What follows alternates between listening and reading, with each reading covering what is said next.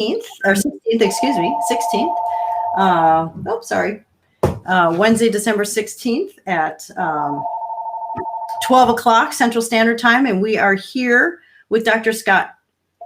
There we go, Dr. Scott Hoffinger, and we are live now. And welcome everybody. And this is our second installment of Ask the Ortho with Dr. Scott Hoffinger. And today's topic, and we'll talk about other things and answer other questions, but today's topic is about casts and COVID. And how does that relate? And so what I'd like to do is start with a question to Dr. Hoffinger. And Dr. Hoffinger, is there anything different that people need to do or consider if they're in a cast with regards to COVID-19 virus? You know, in general, thanks, first of all, good afternoon. In general, I don't think so. I mean, I think that if we consider from the beginning that this is a flu virus, and you know the severity is different, and there's a lot of differences, but it really goes to overall general health care when you're in a cast. Okay. And I think that people are very anxious and concerned about it, and it's always right to be protective of your kids, but if you're practicing general good hygiene and keeping clean, then I don't think there's any extra problem with the unfortunate advent of COVID. Okay, that's very good to know. I know that we have a number of customers that call and like to have our products, our CastCoverz. Here it is in color copia. They love to have the CastCover product because it protects the cast, but it keeps it clean. And that's the other thing that's really important for a lot of people as well. And they're washable, so you can remove them. And I know that this is important. This has been an important part of the benefits for years, but it's become even more so evident with the advent of the COVID-19.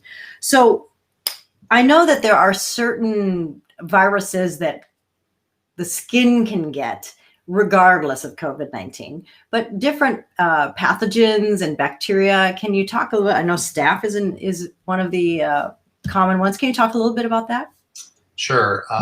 There's a couple things that can happen. So the first thing is just general illness, that sometimes if you're really quite ill, you'll swell.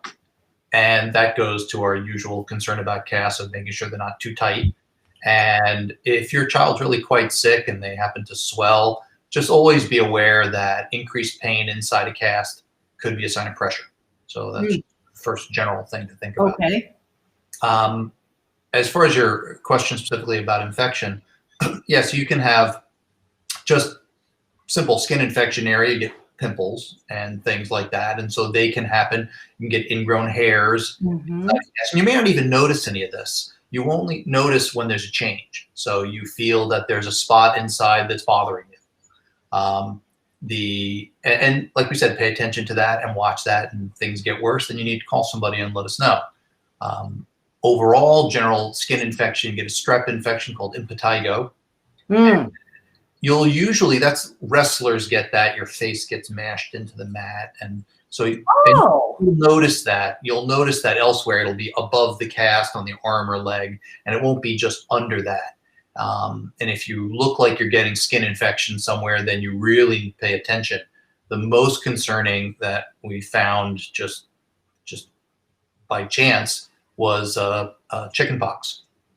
The rash from chickenpox, for some reason, I've found under a cast just goes crazy. And I don't know whether it's the heat and warmth or moisture, but if someone has chickenpox, we actually will remove the cast.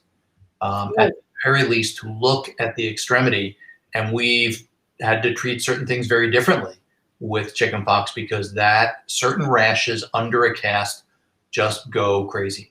So just to make sure I helping guide our listeners, so casts don't create chickenpox. It's just a situation that occurs independent of each other, that you just happen to have a cast and then you just happen to have chickenpox. Correct. It goes for any rash that you have, but chickenpox is the worst. But if you have skin infection or any rash that it's not caused by the cast, but as it occurs to the skin under the cast, you can't see that. and some of them will really just get much worse under a cast. So the cast don't cause it, but the environment of living inside, the warm, moist, happy environment, if you're a bacteria, they seem to like it in there.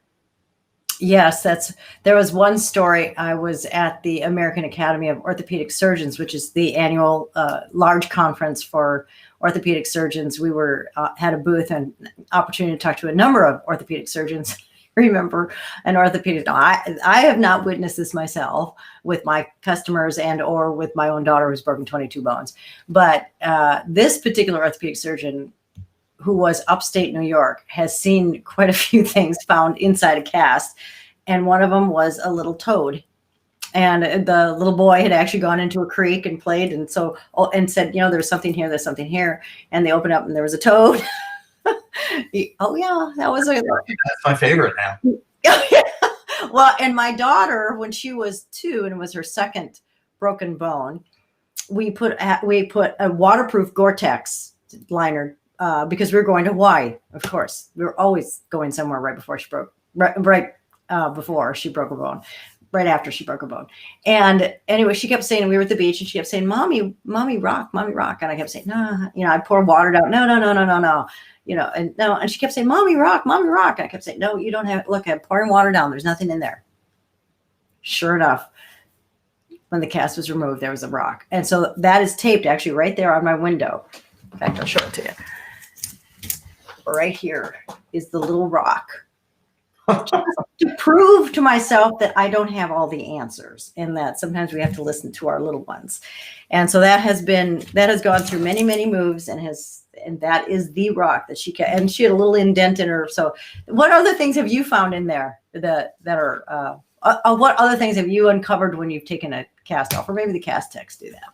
Lots of food, lots of food, Cheerios for little kids. Some Legos, a Death Star. Oh, okay. And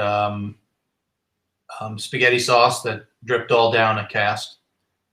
That really started to smell pretty bad. Yep. Those are some. So we had a situation where a woman contacted us, and we were in business, I don't think 6 months, and she contacted and she said, your cast cover created a rash. And I said, I'm sorry, could you explain that? So she got her cast cover, she put it on, and she got a rash within like a day. And so she went back to the doctor, and the doctor, then seeing the cast cover, said, immediately that caused it.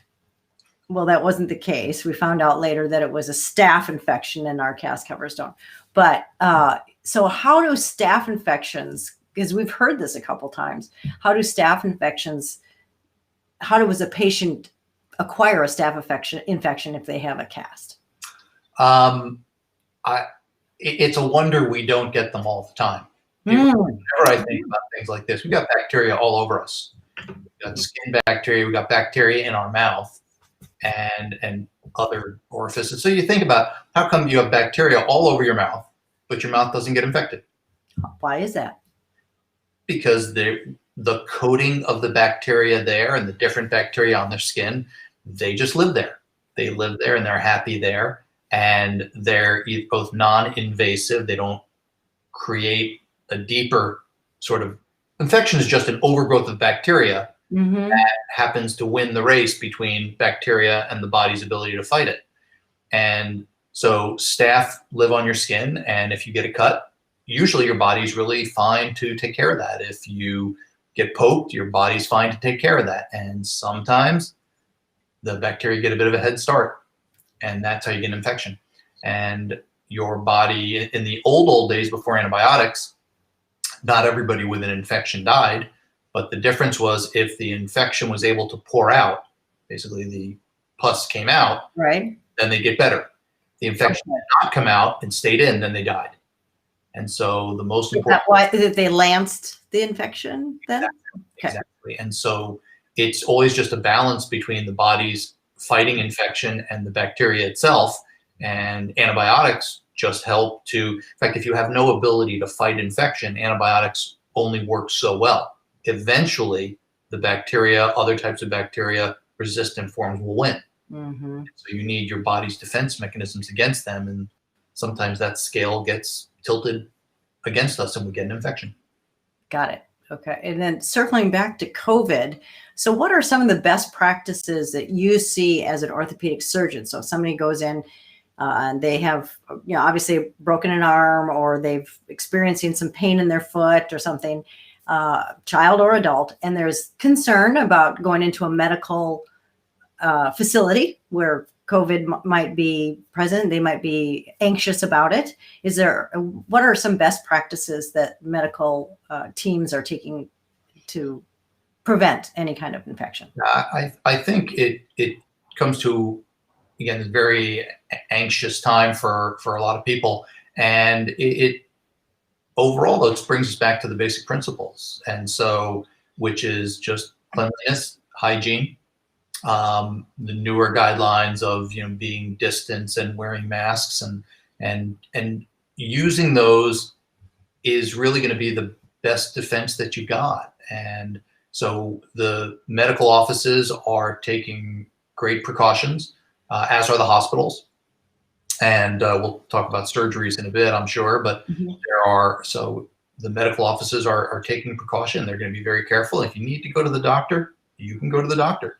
If you have a question, then you do that by phone or video. A lot of video visits going on now, very, very helpful. But if it's something about needing to be seen, you can go in, and it's just when your kids are coming in, kids come in, they wash up well. I think kids really have learned now the idea about using sanitizer or washing their hands. And then some people really, when they come inside, they'll change their clothes. But it's really, there's only so much you can do.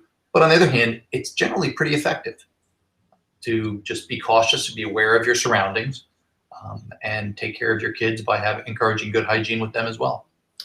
So, and that's very good advice. So I do hear you saying that if something's wrong, go see a doctor, and that to exercise good caution, but understand that the medical team is as well doing a very good job of preventing any type of potential infection. And if you need to be seen, do not avoid it.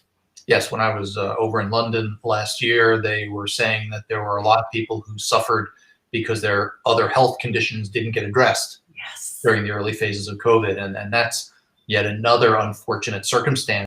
But my colleagues, and I understand the children's hospitals anyway in the area, they're still seeing patients, they're still doing surgery, they're still taking care of kids.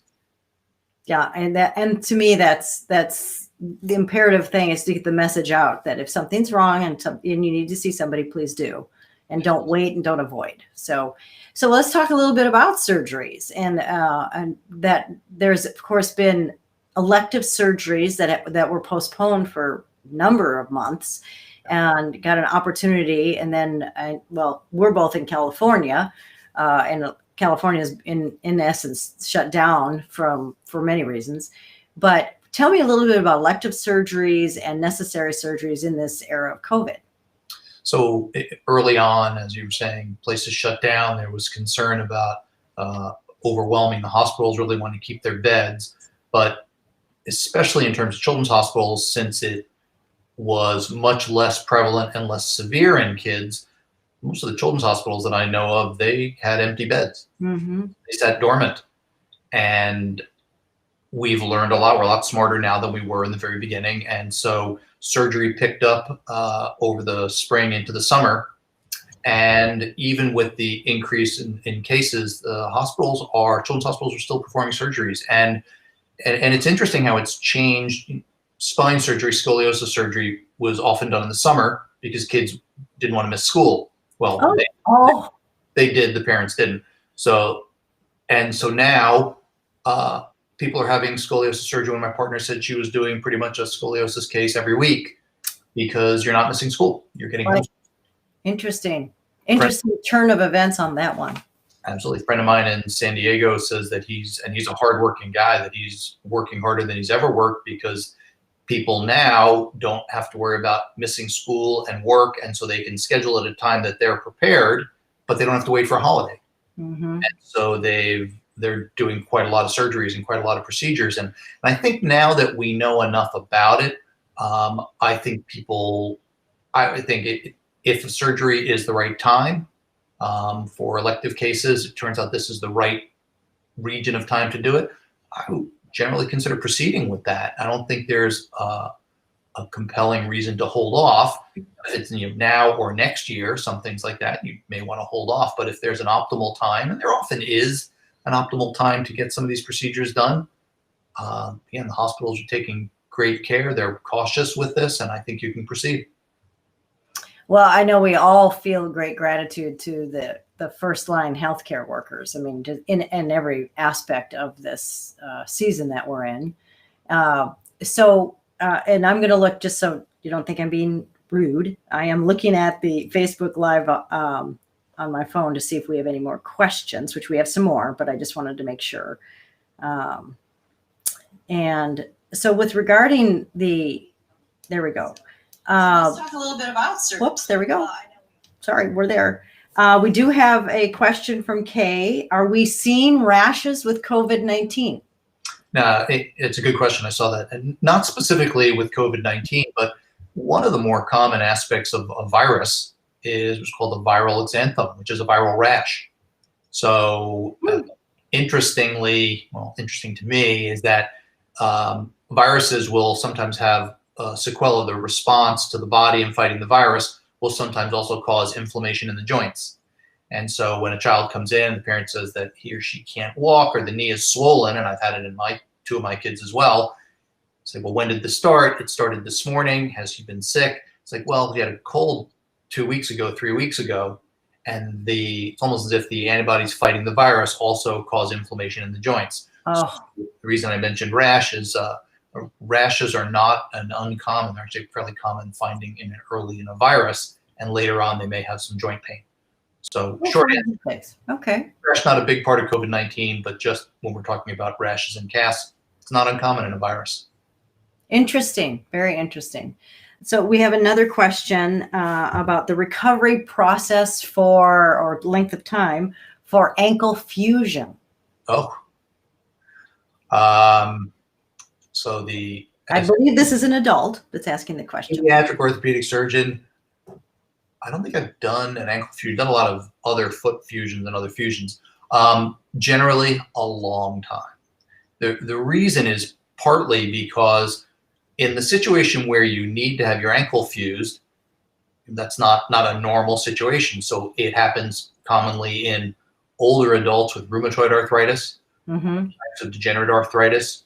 Now, the reason a young individual might need this done is often for trauma, a really bad fracture of the end of the tibia, the leg bone, or the talus, the bone in the ankle. And those are very difficult to manage if they're really badly broken. So if you're 30 years old and you get your ankle fused, a couple of months. If you're 60 years old and you have arthritis, you have diabetes, you're a smoker, many, many months, a year. Things just really, really take a long time. So there's differences there, but again, the caveat that as a pediatric orthopedist, it's not in my area. Okay, got it. I would also, I think it's best practice. The healthier a person is, the quicker the recovery too. Absolutely, and the biggest modifiable factor which is maybe it's not easy to do, is you can be well controlled in your diabetes, you can be well controlled in your other medication. But another paper just came out that spine fusions for smokers, once again, the rate of fusion decreases, the time to fusion increases significantly. So smoking is just a very bad thing for bone healing. This is a little off topic, but I've also heard recently that sedentary lifestyles are the new smoking. Well, we've known for some time that a modest level of activity is good for so many things, and it doesn't have to be exceedingly vigorous. It's taking a walk. If you don't do it because, well, it's not enough activity, and I've been in this boat, well, not enough activity, so I don't do anything, and then go take a walk. Just take a walk. It's enough. it is a lot better than doing nothing, and it's good for so many things. Good for blood pressure, for health, for cholesterol, and just a good thing to do. That's excellent advice. Excellent advice. Okay, so the another question we have, and this is from a different source actually, wanted to know what to do, how to keep your cast dry. This is a common question that we get. We'll probably ask this every time we have a Ask the Ortho event. Well, I'm trying to think how not to make a joke about this, but first, so avoid water, right? So you're going to want to keep clean, and so baths are a problem, showers are a problem. So to the extent that you can not be submerged in a tub or shower. So then let's think about if your child has your arm in a cast. You can put the child in a bathtub, and someone has to hold that arm. Mm-hmm. The younger kid will put it in the water. No matter what you do, the slope will drop and they will help you. So I say, mom or dad, one person bathes and the other one sits there and can read the paper and hold the arm. Okay. If your leg, a little trickier to keep the leg out. A lot trickier. Showers are difficult because water just finds a way to get in places. Mm-hmm. And so you want to keep clean, but hair over the sink, being in a bath, shower, if you can keep the arm, leg, can't keep the leg out, put a chair in the shower. And that's where things like the CastCoverz comes into play. Mm-hmm. Because while I don't advise going swimming with them, because for an adult, you'll be careful. For a kid, it's just a different thing. We say adult would say, ooh, I want to be careful not to get water. And a kid will say, hey, mom, look how much water I got. They just see the world differently, God bless them. So yeah.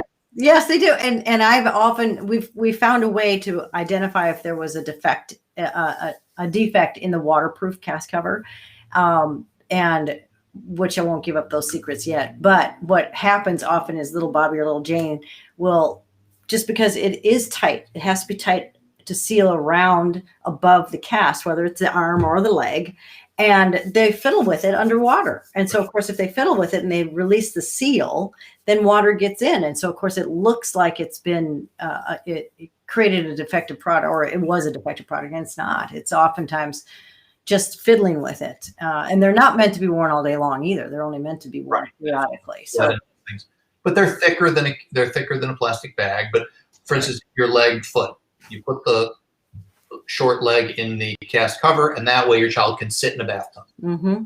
That part can be under. If you're going to use it for a shower, and I did this when I had a cast on just 2 years ago, mm-hmm. CastCoverz, and I put some tape around the top and a washcloth. You want to just be paranoid and expect that water can get in. But if you're smart about it, and if you trust the fact that water will try to beat you every time, then you really want to keep clean and then use things like CastCoverz to allow you to get clean. If you get some water on the cast, the outside of the cast is fine. Since 95% are now fiberglass casts. Mm-hmm. Mm-hmm. So we said the skin is fine, the cast is fine, it's the padding. Some casts are now being made with waterproof padding. Some casts are difficult to make with waterproof padding. Post-operative casts, if you have a scar underneath, and mm-hmm. you generally won't do a waterproof padding. But the wound itself at the surgical site? Yeah, after mm-hmm. itself will seal fairly quickly, but you won't want to get it wet immediately. And so if you should get some water on the cast, that'll be okay. If the inside gets damp, a blow dryer on cool, but it takes a long time. So you can sit there, watching TV, playing computer games, but somebody's got the blow dryer, and spend some time blowing that dry. To clean the edges around the top and bottom of the cast, I usually recommend using just some alcohol, rubbing alcohol. It evaporates nice and quickly. It smells better than the cast or the inside of the cast, and it's a good way to keep that clean.